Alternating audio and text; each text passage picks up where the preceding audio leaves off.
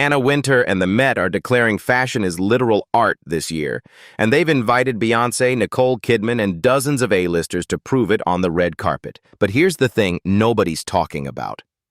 The Met Gala's 2025 theme isn't just about looking good. It's a direct statement about what fashion means in culture right now.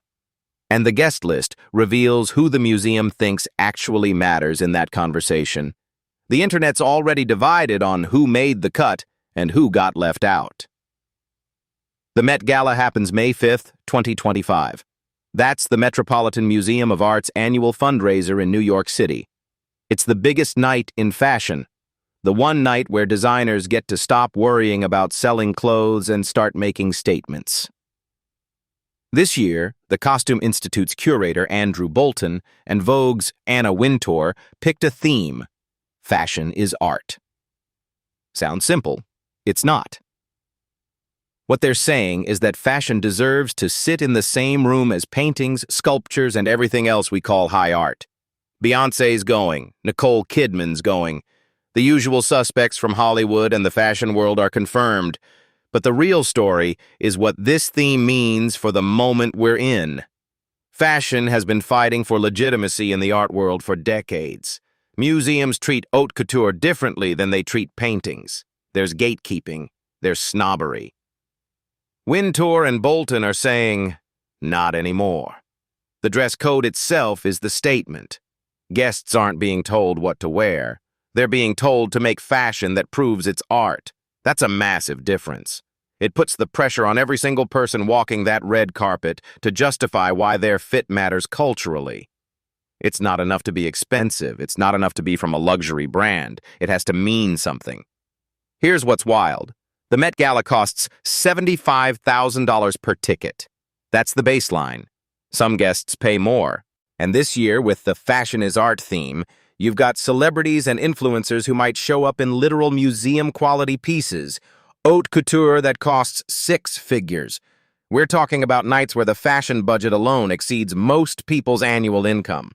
Social media's already reacting, and it's split. Fashion Twitter is excited. Designers see this as validation. The theme gives them permission to go experimental, avant-garde, risky. They're not just dressing celebrities. They're making cultural commentary. Luxury fashion accounts are posting breakdowns of confirmed guest lists and speculating on who'll wear what. But there's pushback, too. TikTok users and Instagram commenters are pointing out the inequality angle. You've got these A-listers paying tens of thousands of dollars to walk a carpet and call it art. Meanwhile, working artists and emerging designers aren't in that room. The gatekeeping hasn't changed. It's just been rebranded as curation. That's the angle most coverage is missing. The Met Gala isn't just celebrating fashion as art. It's also reinforcing who gets to decide what counts as art in the first place. It's a museum. It's backed by institutions and money. And institutions protect institutions. Beyoncé, Nicole Kidman. They're not there because they're groundbreaking fashion visionaries. They're there because they have cultural capital and star power. The theme sounds democratic. The actual execution? Still exclusive. Still hierarchical. Still tied to wealth and fame.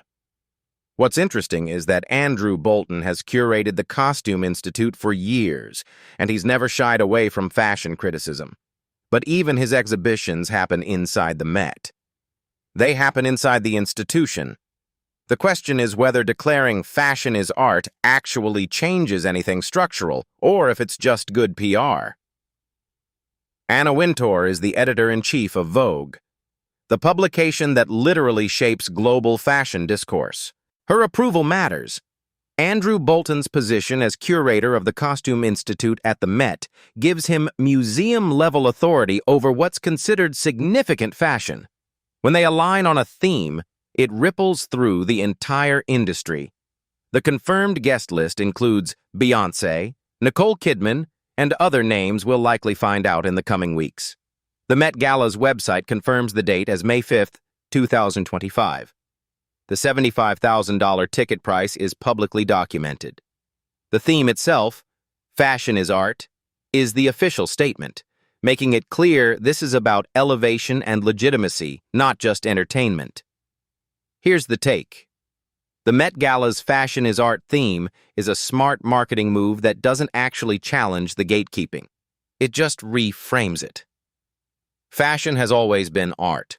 Haute couture pieces are handmade, conceptual, and culturally significant. The Costume Institute has known this for decades. What's changed is that fashion is now profitable enough and visible enough that museums want to claim it formally. This is good for high-end designers. It validates their work.